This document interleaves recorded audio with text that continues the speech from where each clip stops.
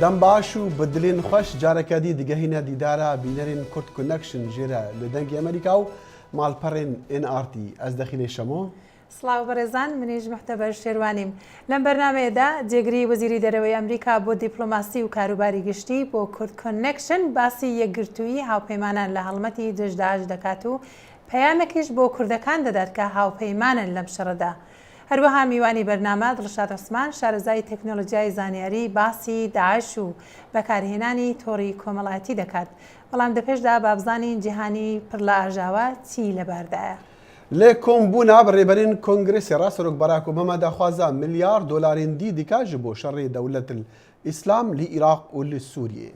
ڕۆژنامەی بەناودەنگی ئەمریکایی نیویۆرک تایمز ڕادەگەیەنێت زیاتر لە 600 سەربازی ئەمریکایی لە شەڕی عێراق خزمەتیان کردووە دەڵێن لە وەتای 2003ەوە وەبەر مادەی چەکی کیمیاوی کەوتون و پێنتاگۆنیش کارەکی ئەوەتۆ یانی شەر هیچی نەکردووە. و ڕێژەیە بێکاریە لە ئەمریکا گەشتە نزمترین ئاست دەدەمێ 5 ساڵ و نیڤین بۆریدا و وەزارەتا کار دەبێژە ڕێژە گەهشتیا 5.8. سەردێری دەنگ و باسان بوون لە پێشاتەی تردا لە کاتێک گوشار لەسەر داعش بەردەوامە سەرۆشتی ئەمریکاش داوای بڕێکی یەکجار زۆر پارە بودجەی کردووە بۆ شەڕ بەدژی داعش. ناوەندی فەرماندەری ئەمریکا دەڵێت چوارشەممە شەو هێرشیان بۆ سەر 5 شوێنی گروپی خوراسان لە نزیک شاری سارمەدار لە نزیک سنووری تورکیا ئەنجامدا. فڕۆکە جەنگیەکان تێرۆریستەکانیان بۆمباران کرد و چەندین ئۆتۆمۆبیل خانوبەرە و دامەزراوی بۆمبسازکردنیان وێران کرد. گرتە ڤیددیوەیە کە درەنگانی پێنجشەممە بڵاوکرایەوە وا دەنوێنێت کە دوای هێرشەکانی نزیک ئەو ناوچەیە نیشان بدرێت. کاربەدەستێکی وەزارەتی بەرگری کە نەیهێویست ناوی خۆی بدرچێنە دەڵێت یەکێک لە ئامانجەکان دەیڤید دراگن وڵاتێکی فەڕەنسە بوو کە بوو بە موسڵمان و گومانی لێدەکرا بۆ ئەڵقاعیدە ساز بکات. چاوەڕوانی دەکرێت سەرۆک ئۆباما باسی دەسەڵات پێدانی قانونی و داوایەک بۆ میلیاردها دۆلار بکات بۆ ئەوەی دژی گروپی دەوڵەتی ئیسلامی عێراق و شام بە شەر بێن کاتێک ئەمڕۆ میوانداری ڕێبەرانی کۆنگرە دەکات. لە کۆنفرانسێکی پەیامنێریدا زووی چەمحوتەوە سەرۆک کوتی ئەو داوا لە قانوندانەران دەکات پەسەندی هێزی لەشکری لە دژی گروپی توندڕەوی میلیتانی داعش لە عێراق و سووریادا بکەن کە لەگەڵ دەنگدانێک لە کۆنگرێسدا ئەنجام بدرێت. هەرە مەلای ناسراوی شیعی عێراق ئەمڕۆ هێنی کوتی کە گەندەڵی لە هێزەکانی لەشکریدا توانایی بۆ دەوڵەتی ئیسلامی ڕەخسان کە بەشێکی زۆری باکووری عێراق بگرێت و جەختی کرد کە گوشار بۆ حکوومەت دێنێت چاکسازی بکات. سیستانی کەوتەکانی لەلایەن هاوکارێکەوە لە شاری کەربەلا دەخێنرایەوە داوای کرد کە پۆستە جۆر بە جۆرەکانی حکوومەت دەبێت بەدەست کەسانی لێهاتوو لایەنی تاکە کەسی و مەسەلەی دارایی کارتیکردنیان تێنەکات. سلاحی پیرۆتی دەنگی ئەمریکا. جێگری وەزیری دەرەوەی ئەمریکا بۆ دیپلۆماسی گشتی و کاروباری گشتی ریچارد ستێنگل و کە سەرنووسەری پێشووی گۆڤاری تایم بووە ئەزمونەکی زۆری هەیە لە سەردانی بۆ دەرەوەی وڵات بە هەرێمی ڕۆژهەڵاتی ناوەڕاستەوە و هەروەها پتەوترکردنی پەیوەندیەکان لەگەڵ سەرۆکان و ڕێبەرانیاندا. لا وتوێژی لەگەڵ بەشی کوردی دەنجی ئەمریکادا دەڵێت کە دێتە سەر هاوپەیمانەتی بە دژ داعش بۆی دەرکەوت کە ڕێبەران سەرگۆزیران و خەڵکی ئاسایش وا هەز دەکەن بزاوەکی یەکگرتوو هەیە و بەرژەوەندی هاوبەشیش هەیە و خەڵکی بە دوژمنێکی هاوبەشی دەبینن. باشە پەیامی ئەمریکا لە ڕوبەڕووبوونەوەی ئەو هەڕەشە هاوبەشە چییە؟ بەڵێ ئەvە گەفەکە هەفپشکە دا بە درستی ڕوون و ئاشکرا بین نەبتنێ پەیاما ئەمریکای یان پەیامامەیە ئەvە پەیامەکەش ji welatên sertaserî cîhanê ji hemû welatan ewîn rêpirî gefên Daişê dibin بۆ min û بۆ ئەمریکا زۆر giring e her aliyek li layê xwe peyam û bizavên xwe bikitin ku wa heye em bişên wan bizavarek bêxîn ji ber ku wekû te gotî me gefek û berjewendiyeka hevpişk heye bi baweriya min peyama me wekû peyama xwe cihî herêmî welatên hevpeymaniyê ye. To the local and regional and national messages of the countries in the coalition. لەو شەڕەدا ڕێکخراوی دەوڵەتی ئیسلامی ناسراو بە داعش پروپاگەندەی بەهێزی بەکارهێناوە بۆ ڕاشێشانی گەنجەکان بوو ریزی خۆیان و هەروەها نیشاندانی دیمەنی دڕندانەی کردارەکانیان بە سەربڕینی ڕۆژنامەوانان و هەروەها کوشتنی بە کۆمەڵی سەربازانی عێراقی و مەدەنیەکانی سوننە و هەروەها ڕفاندن و دەستدرێژی سێکس و هەروەها فرۆشتنی ژنان و کچان بە تایبەتی یەزیدیەکان کە هێشتا نزیکەی 4000 کەسیان بێسەر و شوێنن. باشە ئایا ئەمە جەنۆسایدن؟ پرسیارێکە زۆر باشە ئەو درندەنە بێڕەحمن بچ ئەوەی کە ڕێزێ لە ژیانێ ناگرن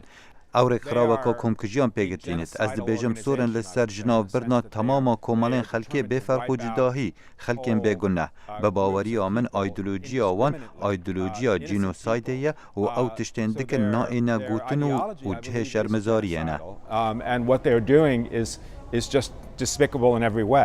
کوردەکان ڕۆڵی سەرەکی لە گۆڕەپانی شەڕ بەدژی داعش لە عێراق و لە سووریا دەجێڕن لە کاتێک هاوپەیمانان بەڕێبەراتی ئەمریکا بە ڕێگای هێرشە ئاسمانیەکانیان ئامانجەکانی داعشیان کوتاون. واتە هەڕەشەی هاوبەش کوردەکان و هەروەها ڕۆژاوا و بەتایبەتی ئەمریکای خستۆتە یەکبەرە. جێگری وەزیری دەرەوەی ئەمریکا ستێنگڵ پەسنی ئازایەتی و هەروەها بەهای هاوبەشی کوردەکان و گەلی ئەمریکاییدا. ئەمریکا پشتەوانیا بەهێزا گەلێک کوردە و هیڤیان کوردا دکرد. ئەمریکا پشتەوانیا بەهێزا گەلێ کوردە و هیڤیان کوردا دکرد. گەلێ ئەمریکا ڕێزێ لە ئازایەتیا گەلێ کورد دەگرتن دەگەل ڕاستیا کو سەرەڕای هەر تشتێکێ شەری دکن شەری بۆ بەهایان خۆ دکن کو دیموکراسیە و بەهایان هەفپشک وەکو یەنگەلێ ئەمریکا ji ber hindê welatên êgirtiyên Amerîka piştevaniya qayîma gelê Kurd dike. The US is a great supporter of the Kurdish people. ریچارد ستێنگڵ جێگرێ وەزیرێ دەرڤە بۆ پرسێن دیپلۆماسی سەرنویسکارێ بەرێ یێ تایم مەگەزین بوو مەتەبەردەست خۆش بۆ وێوتێژێ کابرا ڕۆژنەمەوان بوون ها بەرپرسە دڵماتدنیاک جیاوازداگە ڕاستی دەوێتن کە تو سەرنووسەری گۆڤارێکی وەکو تایمی دوای کار بەدەستێک بیاگەر لێ هەموو ڕانگەوێت بەڵام وتوێژەکە لەوە درێژتر بوو هەڵبەتە لەسەر وبسایتی دەنگی ئەمریکادا دەنڕێ تەنها وتوێژ بەتەنیا وتوێژ بەتەنیا هیوادارم بەڵێ بینەرانی ئەزی سەردانی ماڵپەڕی بەشی کوردی دەنجی ئەمریکا بکەن داخل هەروەها وەک لە دەنگ و باسانیش باسمان کرد کە ڕۆژنامەی نیویۆرک تایمز ڕادەگەنێت کە زیاتر لە 600 سەربازی ئەمریکی لە عێراق خزمەتیان کردووە لە 2003 بەر هێندێک کەرەستەی چەکی کیمیاوی کەوتونە. نەجارەیەکیە گەلک ڕۆژنامە بەحسێوی نادەکەن لێ پرسیار ئەوە ژبەرچی نێزیکی 10 ساڵە ئەفتشتە بە شارتیە چکو وەختی خۆدا ئەمریکا چوە عێراقش بۆ دیتنا چەکی کیمیایی نەهاژی دیار دەبکو ئەو چەکە هاتیە بکارینان یان ئەو چەکە هەبووە و نای بەحسکردن پەنتاگۆن ئەتانەها ناڵە بەڵام دەخیل قسەش دەفەرمی ئەوەیە کە وەزیری بەرگری بە شێوەیەک زانێتی کە ئەو سەربازانەی خزمەت دەکەن دوای هێندێک پرسیار پڕ دەکەنەوە دەڕۆن ئەوانن کە خۆیان ئاماژیان بەوەداوە بەهەرحاڵ ئەو دەبێژن و هەفتە کەسین وان ینی وان هەفتە کەس بەسارین و گازا دەمارە کاریگەری سەروانە چی بووە. ئەمجا پرسەکە ئەمریکدان لەجارێ بتە پرسەکە سیاسیە مەزن لێ مەتەبەت زانی وان ڕۆژان کتکتە ژێکچین ڕەواندیین ئیزدیان ji destê Daeş têne rizgarkirin berî çend rojekan me dît ku heft ciwana şiyan ji Reqa ku ji Kurdistanê ji Iraqê revandibûn heta geştibûn Reqa ji Reqa wan şiya xwe rizgar bikin du ez digel yek şwana axivî bûm خانمەکە ئێلدین جەل و ئەو خوشکاخۆ پێک ڕەبوون گەهانەکە سوکارن خوا پێر گاژبوونەکە سوکارن خوا و توێژەکە درێژمەت گەل خۆی خانمی کردیا لەسەر ماڵپەڕێن دەنگی ئەمریکا لێنەها بکورتی ئەو توێژامە ئەمنی ببیسن حرزیوانی سەر بێری بووم بەرە باز بە تەڵقا سەر مرە بەردان و مەبازدە 5 ساعات بشێ وەرە بمەشی چوم هەتا بەریا حدودە تێکیا و پیشەمە بووە مخال سیما وارد کرد مخال طاقه وارد کرد مخال کرا حوشا مخال بشر هتا مخال طاقه وان وارد کرد هتا 5 ساعته و از بجمدت بست کاتیت المدینه راقاده لەم هەفتەیە کۆماریەکان سەرکەوتنێکی مێژوویان لە هەڵبژاردنەکانی مترم یان دەورەی کۆنگرسی ئەمریکا تۆمار کرد بوون بە زۆرینە لە سەنەت و هەروەها پێگەی خۆیان لە ئەنجومەنی نوێنەران کە پێشتر دەدەستیاندا بوو بەهێزتریش کرد ئەمەش بۆی هەیە ببێتە هۆیەوە سەرۆک ئۆباما ڕوبەڕووی هێندێک ئاستەنگ لەمە ڕێبازی دەرەوە بێت لەو 2 ساڵەی لە کۆشکی سپی دەمێنیتەوە.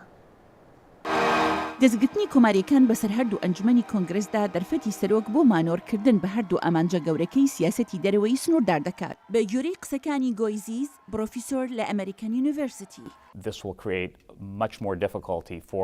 ئەمە گرفتی زیاتر بۆ سەرۆک ئۆباما دەخڵقێنێت بۆ ئەوەی جۆرە پێشکەوتنێک پێک بێنێت کە بیهەوێت هەم لە وتوێژەکانی ناوچی ئێران و هەم لە پرۆسەی ئاشتی ئیسرائیل فلستیندا وەدەستی بێنێت هەردوو ئەو مەسەلانە بەداخەوە لە ماوەی 2 ساڵاندا وەک تۆپێکی پێی دوو پارتی لە کۆنگرێسدا کەڵچیان لێوەرگیراون. بڕیارە دانوستاندنەکانی پرۆگرامی ناوکی ئێران لە کۆتایی ئەم مانگەدا کۆتایی پێبێت و توێژکەرانی نێودەوڵەتی دەیانەوێت قەنەعەت بە ئێران بکەن چالاکیەکانی سنووردار بکات لە بەرامبەر سوکردنی بەشێک لە سزاکانی ئابووری کە بە سەریاسە پێنراون. زۆربەی کۆمارەکانی ئەنجومەنی سینا دڵنیگەرانن لەوەی ڕێکەوتن ڕێگە خۆش دەکات ئێران لە چڕکردنی یۆرانیۆم بەردەوام بێت. هەرچەندێک کە سەرۆک ئۆباما دەسەڵاتی باڵای هەیە بە بێگەڕانەوە بۆ کۆنگرس سزاکانی ئەمریکا بەسەر ئێران هەڵبگرێت. جاستن لۆگەن لە ئینستیتیوتی کاتۆ دەڵێت ڕەنگە ئەوەش هەڵویستی کۆمارەکان بگۆڕێت کە تونتر بن لە ڕوبەڕووبوونەوەی ئێران. هێندێک چاوەڕوانی لە گۆڕەدایە کە کۆمارەکان هەنگاو بنێن و سەنێت کۆنتترۆل بکەن کە بۆی هەیە مەسلەی داهاتووی بەرنووسی گەمارۆکان لە دژی ئێران بێنێتە گۆڕێ بێ ئەوەی ئەو دەسەڵاتی سەرۆک بۆ پەسەند نەکردنی بێتە کایەوە. بەڵام پێویستە کۆنگرە جۆرە بەرپرسایەتێکی ئەو ڕێبازە واستۆ بگرێت و شوێنەواری خۆی بەجێ بێڵێت. لە ڕووی مێژوویەوە کۆمارەکان بۆ ئەنجامدانی ئەوە وەک یەکیان بیر نەکردوێتەوە. سیناتۆری کۆماری جۆن مەکین کە پێشەوەی پارتیەکەیەتی بۆ ڕەخنەگرتن لە سیستی پشتیوانکردنی ئەمریکا بۆ سەرهەڵداوە میانڕەوەکانی سووریا ڕەنگە گوشار بەرەو ڕۆڵێکی چالاکتری لەشکری بکات. شیکەرەوە ڕۆبرت مانینگ لە ئەنجومەنی ئەتلانتیک. پێم وایە لەلایەنی ئاسایشەوە وێ دەچێت جان مەکەین ببینێت کە بەرپرسایەتی کمیتەی هێزەکانی چەکدار لە سنێت باستۆ بگرێت سەبارەت بە خەرجی بەشی بەرگری و هێندێک لە چالاکیەکانی لەشکری ئێمە لە خۆرهەڵاتی ناوەڕاست و شوێنی دیکە دەمەتەقەی جیتی بێنێتە گۆڕێ. لەمدەمی وڵاتی یەکگرتووەکانی ئەمریکا دەستیان بە مەشق پێکردن و پرچەکردنی سەرهەڵداوانی سووریا کردووە بە بەرچاوگرتنی شەڕی دژ بە میلیشیەکانی دەوڵەتی ئیسلامی پێی ناچێت کێشمەکە نەمێنێت. پرۆگرامێک لە ئارادایە بۆ جۆرەی سناتۆر مەکەین پێخۆشە بڕێوە نەچووە کەوابێت لە ڕاستیدا گۆڕانەکە ڕەنگە ئەوە بێت کەوتوێژەکە چۆن بچێتە پێش چ جۆرە گوێگرتنێک بەڕێوە بچێت و چۆن کۆمارەکانی سنێت دەتوانن کاریگەریان لەسەر راپۆرتی میدیا هەبێت کە سەبارەت با ڕێبازەکانی سەرۆک ئۆباما گوترا. بەڵام ئایا ئەم گۆڕانکاریە لە کۆنگرس بەدەستگرتنی کۆمارەکان بەسەر هەردوو ئەنجومەنی سینات و نوێنەران هیچ گۆڕانکاریەک لە هەڵمەتی ئەمریکا دژ بە گروپی دەوڵەتی ئیسلامی دێنێتە دی؟ دکتۆر کرمانج گوندی لە زانکۆی تەنیسی ستیت. پێدەچیتن سیاسەتی ئامریکایی خارجی لەمەڕ دژایەتیکردنی داعش چرتر ببیتەوە چونکە بە شێوەکی گشتی کۆماریەکان پێشترێ زۆر ڕخنیان لە پرێزیدنت ئۆباما دەگرت کە وەکو پێویستە وەها پلانی نەبووە بۆ ڕوبەڕووبوونەوەی ئەو داعشانە و زۆر بەدرەنگی ژێک لەو ڕخنانێک کە کۆماریەکان لێیان دەگرت ئەوە بوو کە زۆر بەدرەنگی پلانی ڕوبەڕووبوونەوەی داناویش پاش ئەوەی دوو ژورنالیستی ئامریکی سەریان بڕا. ئەم پێم وایە لەو بارەیە پرێزیدنت ئۆباما هاوکاری کۆماریەکانی زێتر دەبیتن بەڵام بە شێوەکی گشتی سیاسەتی خارجی لە ناو چوارچێوەی دەسەڵاتی سەرۆکدا ئەدا دەکرێتن. شایان پاشا بەشی کوردی دانی ئەمریکا. هەفدەم دەگەل شەڕن لە کوبانی خەڵکی عادەتی و کارمەندین دەستگەهین ڕاگەهاندنیژی زوو چاپ لە میدیای جوواکی دیکن بۆ وەرگرتنا ئاگەهیان لەسەر ڕەوشە باژار. دوێ راپۆرتێدا ئەمێ بەرێخوا بدن کە یەک ji چالاکڤانین کورد و بزانن کە چەندی گرێدای میدیایە جوواکیە. نیڤڕۆژ لە سەر سینۆرێ di navbera Tirkiye û Kobanê da şer giran dibe di navbera çekdarên dewleta İslamî û şervanên Kurd yên ku berevaniya bajêr dikin de. Ferhad ne navê wî rastî ne lê ji bo xweparastinê bikartîne. Ew çavdêriya înternet, îmeyl û nûçeyên Kobanê dike.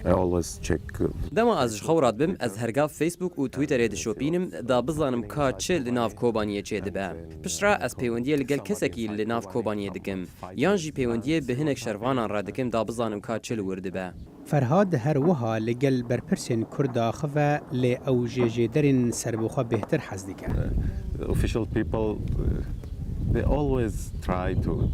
Karbidest herdem hewl didin ku agahiyên ew jê hez dikin bidin te. Lê dibe ku ew agahî nedurist bin. Lewra em hewl didin li gel şervanên li nav Kobaniyê biaxivin û em bi çavên xwe jî dibînin dema em tên ser sînor.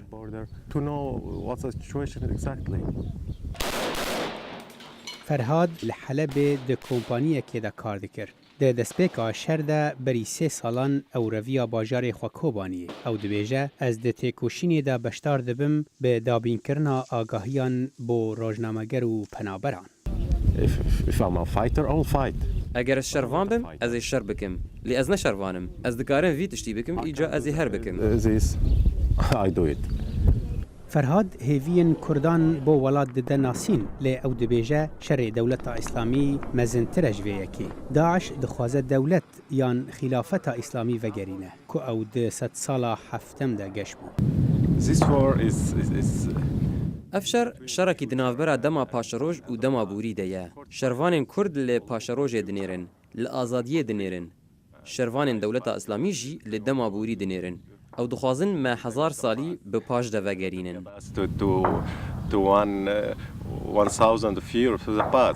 ئەو باوەرە وێشەر بۆ دەمەکە بەردەوامکە و پێشەرۆج گرێدایە بە پشتگیریە جڤاکە نەڤنەتەوی و گروپên نەرمەرەیەن هەرێمێ. ساڵح دەمیجەر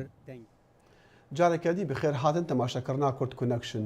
بکارئینانە ژیرانە یا میدیا جڤاکی ژە عالیە کۆمەڵە دەولەت ئیسلام و مژارek balkêşa egerçî vê komalê dezgeh û navendên eşkere yên ragihandinî nînin lê peyamê wan gelek bi sanahî digehta her kesî li seranserî cîhanê gelo ji ber çî hêz û şiyana wan bi ya bikarînana mîdya civakî di çî de ya çawa bersîngê vê mîdyayê bêgirtin eva û çend pisyarên dî em ê îro arasteyî Dilşad Osman bikin kak Dilşad taybetmendê teknolojiya یا زانیاریانە gelek bi xêr hatî keke dilşad çawa Daeş dikare vê mîdyayê wesa vê teknolojiyayê wesa bi kar bîne û bigeha her kesekî. Rastî teknolojiya bû tiştek peydaş bû her kesî her kes karê teknolojî her kes karê kamîreneyê baş bikire her kes karê internet bîne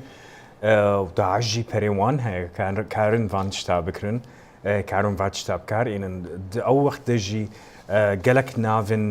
gotî gelek kesên zanyarî êgo alîkariya Daeş dikin yan bûn parçekî ji Daeş jî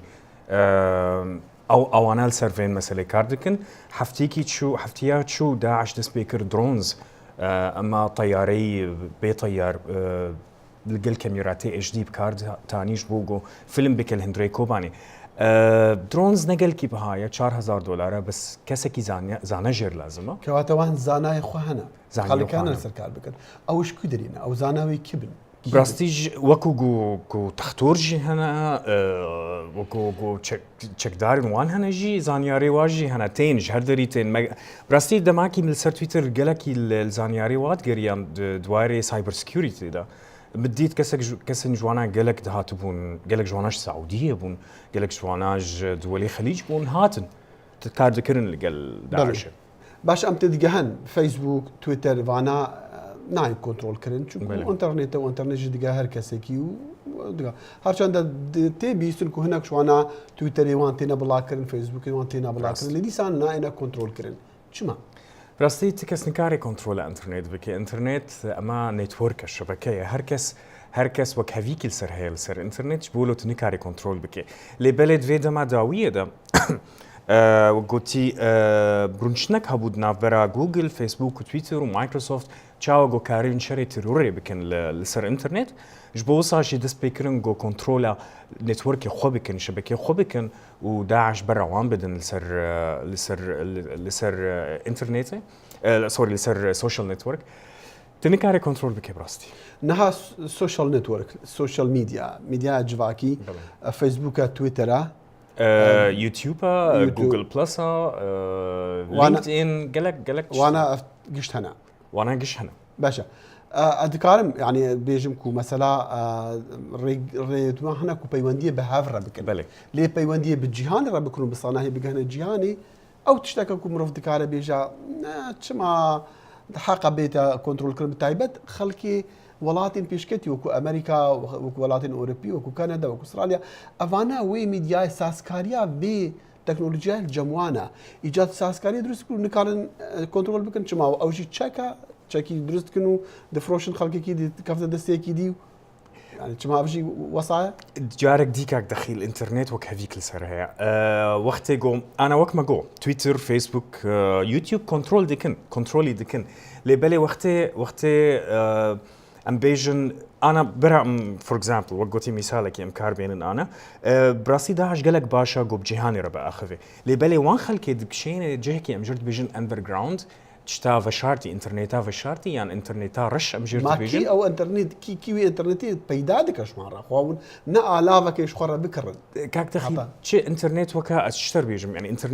انترنت افتش انترنتا جو ام دبين ويب سايتس شات افا انترنتا طبيعي انترنتا جو ام ناس دكن لي بلي انترنتا فشارتي چکس پارچکی جوی انترنتی کاری به پارچکی جوی انترنتا فشارتی انترنتا فشاری کنترلای کس نکاری کنترلای بکی چکو ازو تما ام وك باش ام بحثي امريكا بكن بحثي اوروبا بكن لي بحثي كومالك تيرورسيديكي كومالك خلقيه دكجا كومالك دجمنا روش افايا كومالك دجمنا بيشكتني وتكنولوجيا وي تكنولوجيا جيب كاربينا كما امريكا فيسبوك منو فيسبوك تا بي كنترول كرونو شافداري كما تليفونا من تليفوناتا حكومه بكاربا كنترول بكا وجهداري لما بكا وينا بلكي ريجل ما بكره كما نكارن تيروريستا بكن يعني بسيارك باوركا بلكي واري تكنولوجيا دا واري دراغ عندنا زانياري عندها ما قالك زانياري نبن لي يكفي بسياري ديك هر كسي عادتي يجي بسياري ديك از خود خوازم زانم كما بله تراز دبيجي ادبيش صالك ونيف تا ايرو داعش وجروب تيروريستي لسوريا العراق جي قلكي براستي خردبون لسر انترنت قالك خردبون لسر سوشيال نتورك لي بالي اما جي حكومتها امريكي جي وقالك حكومتين اوروبي دقوتن وقتي ايسس كاربكل سر وقتي داعش كاربكل سر انترنت قالك معلوماتي جرينج دنوانا بيجا اوجي انترنت بكاردكن جوهر الناس بكن داعش لكوا كاردكن وقالك جاراجي حكومتها امريكي واستخباراتي امريكي او صورتي جوش داعش تنكار اني جو ناس بكن داعش لكونا يعني بيجي قازا يجي ورد جرين راست اي بس زرادابي قال كي ما ظنا يعني ترصيدي خندلي خلكي وصادك وجن كارين وان وصانا خلكي كوم ديك سري وان دبرن راست ما بس تواجي او يعني هل بت افا ايكش اربان جدوانا كو وي ترصيد بخندلي خلكي بشتي صاله كونيف اف كامبانياني مازن شون اللي قال حكومه امريكي اخذين وجوار رجوت انما كارن يوتيوب وانا يوتيوب وجوجل وفيسبوك وتويتر ايش حكومه امريكي برسين انه جو وان راكنش سر انترنت شكو مثلا تعدادك قالك خلقتين اليكاريا داعش تكن وقت فان صوره تدبينن وقت فان فيديوهات بينن مش بوصاجي اف كامباني مازن دسبيكرن جو داعش برات ليه حكومتك كارنك لي بلان برا قرتناوي حكومتنا كاري تشتكي بك هيك براسي انترنت نلبن دستي حكومتي كاري ولتقو هداري بك الهندري امريكا اللي بلش داروا امريكا نكاري براسي كنترول بك شوي بكارينا في ميديا جواكي تشاهد بيني جلاي تكنيكيفا جلاي ما بستو جهاندنا ارمان جوان از دبینمش ما جاليه از دبینمش آليه تكنيكي وانا بكار هنا ميديا جلكي باشا يعني بسوفت وير جو بكاردكن كاميرا جو بكاردكن خويا هناك فيلم ميكر هناك جي افين باش بوارا هاردكن لي بالي از نكارم بيجن جواري تكنولوجيا باشن يعني خرطن از نكارم فيها جلكي بيجم لي بالي جواري تكنيكي ميديا جلكي باش شواري تكنيكي بكار إنانا ميدياي قلكي باشن جواري أرمان جوانا جواري كو مثلا بونمونا أم دبينن أو تين يكي سرجي دكن سرجي كرنت دي ميدياي دا التلفزيون دا دوانا دا نائي نشاندان جبر كو ترصا أو درز دكن هلبت وكي ما قوتي أفاجي شويكي كو داعش بكار دينا جبو ترصان دنا خلكي دلشاد دناف شردا دناف جهه شردا او شاد كان وان فيديو بكن وان شتا بيدا بكن وان زانياريا وان تبيجي درون يعني فروكا فانجي دسوان كتيا يعني افترسا كان جاب خلك درس دبا بروباغندا كقالك ما زنكم رنجا خلك جيب ترسا راس بروباغندا كي مزنا لي بلي دستوا غافي مساله داعش از دبينم ايرو خلكن هناك خلك انا مخابن أريكاريا داعش دكن وقت بينن إنه أفاناس سري خلكي جيدكن كيف أوانت أريكاريا وادكن تذكري أفا كيف أخوي جرت أتزان صرمت نقلت يعني ديارة جب قهوة تبع خوادي بريت بيستوديو كأقدر شاد قال كيس باس من خاص بزان كان دنقو باس النهاية إنه كوباني شنا براستي بيشتي جو بيشمرجا شرفانين بيشمرجا درباسي كوباني بونو أريكاريا شرفانين كرد بري الكوباني دكن السر زماني انور مسلم سروكي كانتوني كوباني جو سهش صديج كوباني انا البندستي داعش بري حفتاكي زي ديتشلش صدي بينجي صدي البندستي داعش بو ودبيجن جيكو اوانا دست بكريا برو حلبي ديتشن بتشتاقو تشي بو انا براسي داعش مزنا داعش نبتشوكا كاري الكوباني شربكي وكاري جي الحلبي شردكي انا الحلبي دست بكرن الادلبي جي وقوتي اوجي النزيكي تركيا السينوري تركينا جبهة النصرة وبارشي دي ايش قاعدة انا شري ارتيشا ازادكي وتشكين وانجي جوان دستينن باش ام بحثي ميديا جوا كيف فكر برسالة من الداوي ام بيجن كرد شرفان كرد دكارن وي ميديا مقازن جاخو بكاردينن براستي شرفان كرد مخابن بيشكي روجافا كرد بارشابونك حزبي نافوان بارتينا تناسكر ميديا روجافا ميديا كي بارتيا افجي بيشكي تعداك ليكر لي بلي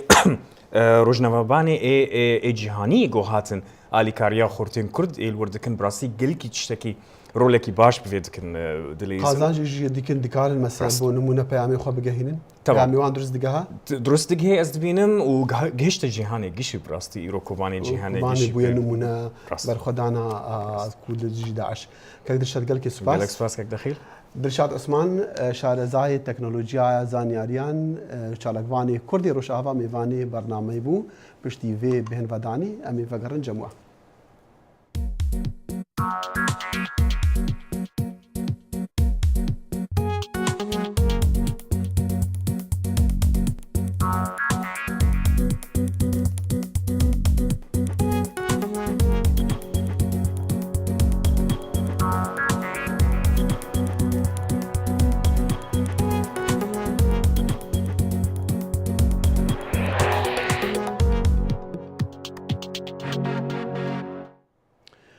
هفبنديا بريبراتيا أمريكا عاليكاريا تشكو جبل خانة جد جهينن كوباني بهيفيا درخستنا تنرين دولة الإسلام وفقراندنا جيانا عادتيا خلكيوي هفدم دقلفان عاليكاريان خورتكي كرد دخوازة بريكا هنري عاليكاريا كوباني بكا ما أفرابورت جرخي دي سنور جي سروچي لتركيا هيا شێرزاد ئیبراهیم خەریکی ئەنجامدانی کردارێکە ئەو هونەرکارە 27 ساڵیە خەڵکی شاری ئافرینی بە زۆرینە کورد لە باکووری ڕۆژاوای سووریایە کاتێک ئەو سەبارەت بە شەڕی نێوان شەڕەوانانی کورد و میلیتەنانی داعش لە کۆبانی ئاگادار بوو کە 200 کیلومتر بۆ لای خۆرهەڵاتە ئەو چوو بۆ شەڕێ ئیبراهیم دەڵێت بە زووی بۆی دەرکەوت کە ئەو شەڕەوان نییە بۆیە بڕیاریدا کە بە باشترین شێوە بتوانێت یارمەتی بکات ئەو لە سنووری تورکیاوە پڕێوە بۆ ئەوەی تابلۆ بچێشێتەوە شەرڤان هەیە سیلاح ڕادەکێ کاری خۆ سیلاحە سیلاح ذی منەتی حمایەت دەکێ کتاب هەنا پڕ بیۆزی خۆ شعرت خۆ هێندێک لەو تابلۆیانەی لە گۆڕەپانی سەرەکی شاری سوورچیان داناوە مای نیگەرانی و پەرێشانی ئیبراهیم دەڵێت مەبەستی ئەوانەوەیە بەدکاری دەوڵەتی ئیسلامی عێراق و شام ناسراو بە داعش نیشان بدەن يعني سياساتي داعش او ايشيت بيليه تشيا حمو خوينا حمو بومبانا حمو مرنيه حمو شارجكرنا او دەڵێت هیوادارە شەڕ لە کۆبانی بە زووی کۆتایی پێبێت ام تشتكي مازن لكوباني تشيكن ام سرجيو تشيكن ام تشتيد ايشيت خارو كري لكوباني ام بيشخين ام تشيبكن شێرزاد دەڵێت وەک هاوکاریکردنێک بۆ ئەو خەباتە پوڵی فرۆشی تابلۆکانی بە خەڵکی کۆبانی دەبەخشێ کە ئێستا لێرە وەک پەناخواز دەژین سلاحی پیرۆتی دەنجی ئەمریکا